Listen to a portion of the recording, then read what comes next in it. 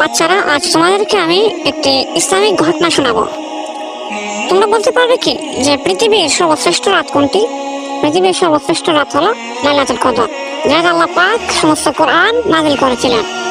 তখন প্রথম আকাশে লাউহে মাহফুজে যখন এই কোরআনটিকে নাযিল করা হয়, তখন ওই স্থান থেকে ধীরে ধীরে ধীরে ধীরে করে আমাদের নবী হযরত মুহাম্মদ সাল্লাল্লাহু আলাইহি ওয়াসাল্লামের কাছে সম্পূর্ণ কোরআনটি নাযিল হয়। এটার ফজিলত সম্পর্কে বলতে গেলে, এটি যে শানে নজুল সে সম্পর্কে হাদিসে বর্ণিত আছে।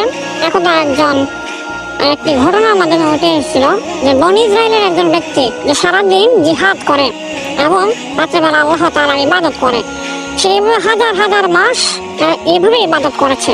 তার ইবাদত করে এই দেখে মুসলমানরা বলতে লাগলো যে আমরা কি এরকম ইবাদত করতে পারবো না? সেই পরিপ্রেক্ষিতে আল্লাহ পাক এই সূরা নাযিল করেন। আমরা এখান থেকে শিখতে পারি যে সর্বশ্রেষ্ঠ ইবাদত হলো লাইলাতুল কদর। লাইলাতুল কদরের ইবাদতের সমান প্রায় 84 বছর 4 মাসের সমান। আমরা সবাই এই রাতে ইবাদত করব, আল্লাহর হুকুম মানব এবং রাসূলের আদর্শ মেনে এই রাতটিকে আমরা পালন করব। এর পাশাপাশি আল্লাহর ভয় অন্তরে রেখে যদি আমরা সঠিকভাবে এই রাতটিকে পালন করতে পারি, আল্লাহ আমাদের মাফ করে দেবেন।